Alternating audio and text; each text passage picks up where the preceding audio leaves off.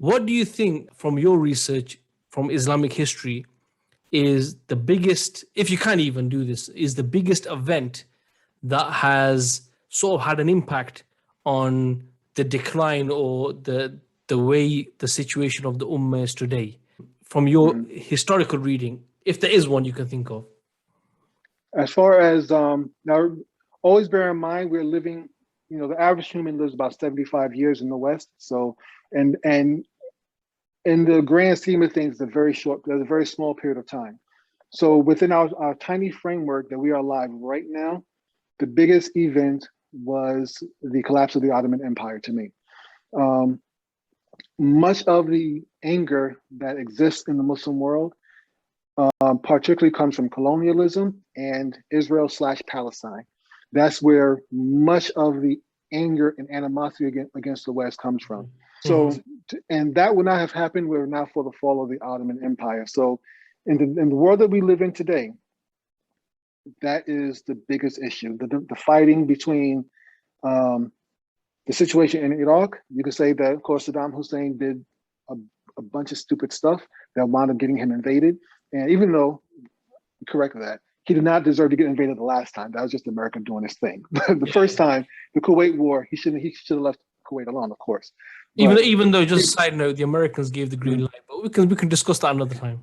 There's a lot more. There's a lot of that one. There's a lot to that one. But but regardless of that, Saddam Hussein would never have happened if the Ottoman Empire was still in place. He would have been a rebel, if nothing else. Situation in Syria, once again, was because of the Ottoman Revolution falling apart. Ottoman Empire falling apart, and that becoming a French territory. Lebanon, Hezbollah. Whether you love or hate Hezbollah, either way, Hezbollah is a offshoot from the Lebanese Civil War of the 70s and 80s, and that is directly tied to French colonialism. The French deliberately tried to put most of the power in Lebanon and the Maronite Christians of Lebanon, and that everything fell from there as a direct result of that. So, but that would never have happened if the Ottoman Empire didn't fall.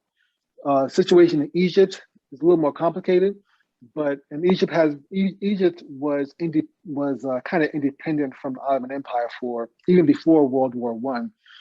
But still, that was through Muhammad Ali Pasha, yeah? Right. From Muhammad Ali Pasha and his son, I can't remember his son right now, but it'll come to Ibrahim Pasha, I believe. But that was mostly, the situation in Egypt is a different thing with the Muslim Brotherhood and all. That's a different situation. But who knows if there would have been a need for a Muslim Brotherhood, as Muslim Brotherhood would have ever come up if there was an Islamic government, flawed as it was during the Ottoman Empire. True.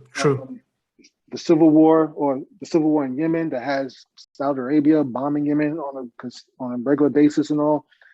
Again, that was Ottoman territory at first. So yes, the Young Turks making the decision to join Germany in a war that had nothing to do with them, that they had no benefit from, they had no way to benefit from, that was a kernel that created the garden of evil that we have right now.